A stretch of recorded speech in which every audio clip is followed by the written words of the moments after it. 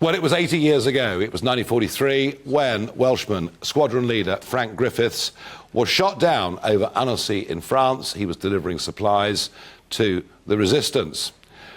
As I understand it, there were 11 people killed on that plane, but he managed to escape. He was seriously, badly hurt. He was patched up by a French doctor. He probably should, if he was sensible, have given himself in and become a prisoner of war. But no, that wasn't what Frank decided to do. And he managed through an extraordinary journey, despite, broken arm and all the rest of it, to make his way to Gibraltar, to get back to the country because he wanted to rejoin the war effort. These stories are astonishing and extraordinary. But what I loved was the fact that his great-grandson, who's sitting in front of me, who also lives in Wales, Adam Hart, you've decided to honour your great-grandfather by following his mission. Tell me all about it. Exactly. Well, it was always family folklore, really, his tale. So I decided, sort of a post-university gap year, right, I'm going to go and do it. I'm going to retrace it as faithfully as possible. Obviously, I flew into Geneva safely, didn't crash a plane or anything like that. Went south across Europe, hiked over the Pyrenees, trying to follow his same route. Met up with lots of descendants of people who'd saved his life, pretty much. And what, sort of two or three generations on? Yeah, well, so it depended. Sometimes it was elderly people who had been alive while Frank was there. They were, in their 80s, so obviously very old, but they were still incredibly touched by the story. I mean, just talking about it would bring them to tears. So proud of their family history, and France has got a much more complicated relationship with the risk they were taking. If they were sheltering and helping your great-grandfather, if the Germans had found them, they'd probably been taken outside and shot. Yes, exactly, yeah, or interrogated, tortured, deported, but death, most likely eventually. I mean, there's 3 or 4 people at least who had helped Frank, who were later arrested and, off to Germany, and that's where the record ends. Yeah. Nobody ever heard from them again. So it really was life or death for this random British pilot who just happened to crash near to them. And, 1943, the war wasn't won.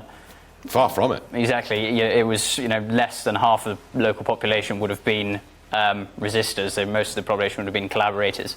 So for him to make it out and for them to take that risk is extraordinary, really. Yeah. I mean, he made it, despite these injuries, he makes it from Annecy to Switzerland. Now, he could have called it quits in Switzerland, couldn't he? He could have, yeah. He could have been interned there. He had the option to be interned there for the rest of the war. But, as you said in your intro, he decided to carry on because he knew he needed to get back to the war.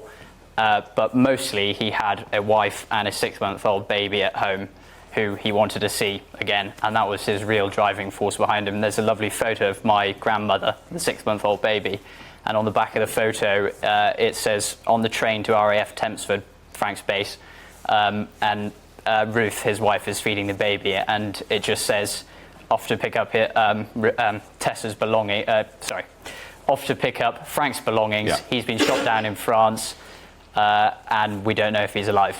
And it's dated in August 1943. And they wouldn't have known whether he was alive for a long time? Yeah, 3 months. 3 months, they had no idea. So how long did it take you to do this journey? Well, I took 1 month.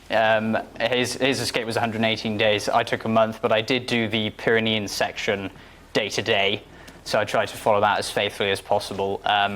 Actually, I couldn't keep up with him. It was brutal. They were doing it at night time, we were doing it in the daytime. Obviously nobody was trying to capture me. I don't know how he managed to do it. Yeah. Do you think enough of your generation, Adam, feel that connection with that generation? I mean, the war is now, as I say, nearly 80 years ago that it ended. Yeah, well, I think it's difficult because the more time passes, the harder, people have less understanding, of course, and it's less, it's just weighs less on your mind. But when you do something like this, you realise what a huge event this obviously was. We all remember where we were in COVID, but this was several leagues above. Yeah. Everybody's great-grandparents from my generation, everybody's lives were touched by this in a huge way. I had other great-grandfathers in El Alamein, in Norway, in the fjords in Norway. Just, they all have their own stories. So yeah, it is, doing something like this really does make you realise how important it was. Yeah. Well, I have to say, I think your story, Adam, is a very good story. I have to say, I think your great-grandfather's is a little bit better. But no, very, very well done you for going out there, recreating it. Big hand for Adam.